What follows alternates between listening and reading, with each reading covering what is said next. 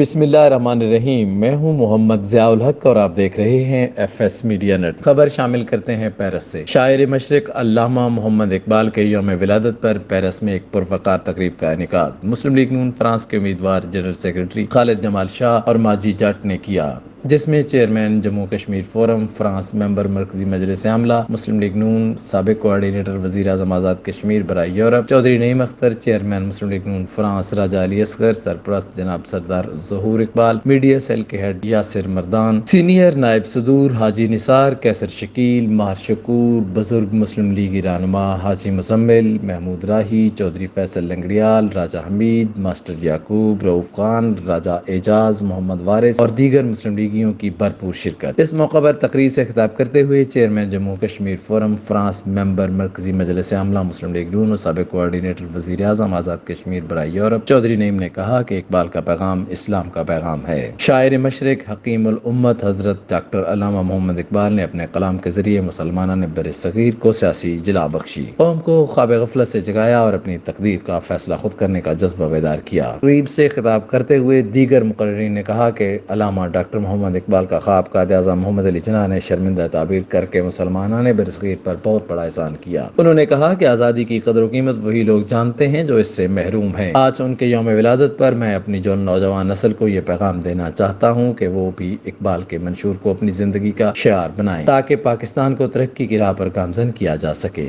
شاعر مشرق ڈاکٹر علامہ محمد اقبال نے پاکستان کا جو تصور پیش کیا تھا وہ 1947 میں قائد اعظم کی قیادت میں حقیقت سے ہمکنار ہوا۔ اقبال کے فکر و فلسفہ کی بنیاد اسلام ہے۔ علم کا حصول اور عمل کا تسلسل اقبال کے نزدیک زندگی کے اصل مقاصد ہیں، جنہیں پورا کرنے کے لیے قرآن مجید کو مستقل راہ بنا کر چلنا ہوگا۔ اسی رہنمائی سے ہم نے پاکستان حاصل کیا تھا اور اسی کے تسلسل سے ہم مقبوضہ کشمیر کو بھی آزادی سے ہمکنار کریں گے اور یہی ہمیں ترقی کی منزل تک لے جائے گا۔ سبسکرائب کیجئے F S media network اور دیکھتے رہیے تازہ ترین تبصرے، خبریں اور تجزیے۔